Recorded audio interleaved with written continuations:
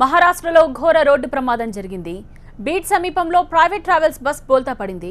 ఈ ప్రమాదంలో 14 మంది ప్రయాణికులు దుర్మరణం పాలయ్యారు. 30 మందికి గాయాలయ్యాయి. గాయపడ్డ వారిని స్థానికులు ఆసుపత్రికి తరలించారు. గాయపడ్డ వారిలో కొంతమంది పరిస్థితి విషమంగా ఉంది.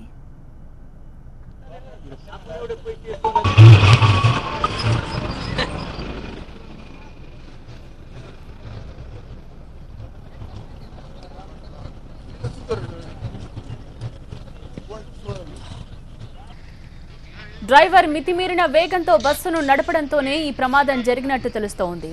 బస్సు అదుపు తప్పి హైవే నుంచి కింద పడిపోయింది. పూణే నుంచి లాతూర్కు వెళుతూ ఉండగా ఈ ప్రమాదం జరిగింది.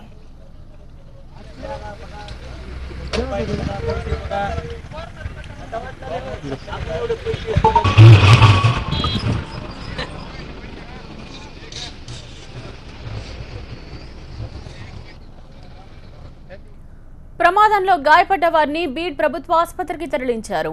కొంతమందికి తీవ్ర గాయాలు కావడంతో మెరుగైన చికిత్స కోసం వేరే ఆసుపత్రికి తరలిస్తున్నారు. స్పాట్లో 9 మంది చనిపోగా 5గురు ఆసుపత్రిలో చికిత్స పొందుతూ చనిపోయారు.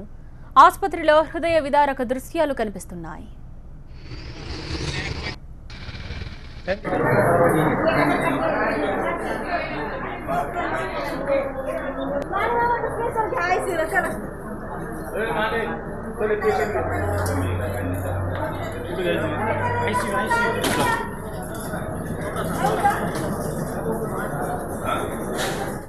ज्यावेळेस घडली त्यावेळेस पावणे चार वाजले होते.